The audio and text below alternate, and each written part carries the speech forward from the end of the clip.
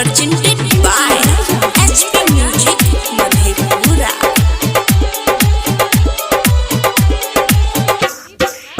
पढ़े आबै छी तू बड़ी दूर से, पीछा कर लियोगे हम बिशनपुर से। तोरा लो भई बउगे तू गो रसगुल्ला पो, करबो उद्घाटन मधेपुरा पुल्ला पो, करबो उद्घाटन मधेपुरा पुल्ला पो। पढ़े आबै छी तू बड़ी दूर से, पीछा कर लियोगे हम बिशनपुर से।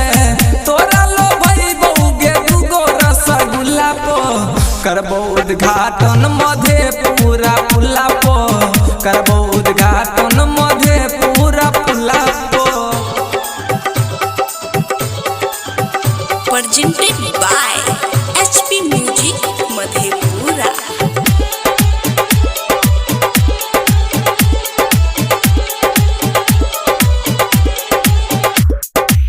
रास्ता में लई छी रुई के सेल्फी, कॉलेज चौक पर खाइले जाय छी कुल्फी।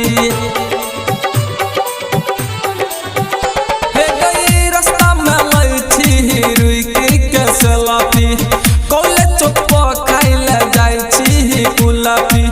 चाटी छोला खाई छी बसंत बहार में, लभर संगे घूमै छी बाजार में। सबके लोभैने छी अपना गे झूला पो, करबो उद्घाटन मधेपुरा पुल्ला पो, करबो उद्घाटन आरार वाला पुल्ला पो। Presented by HP Music Madhepura।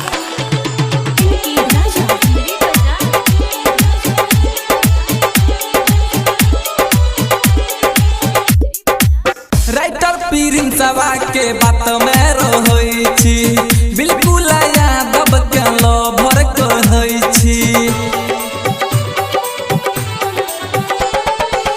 Saurabh Yadav के बात में रहै छी, बिल्कुल यादव के लभर कहै छी। अंकेश अजनबी के मन लेने बात गे, संजीत सुधा कर नहीं छोड़तो छौरी साथ गे।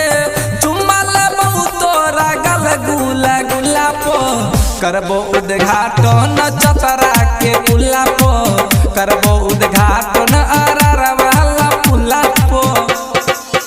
पढ़े आबै छी तू बड़ी दूर से, पीछा कर लियोगे हम बिशनपुर से।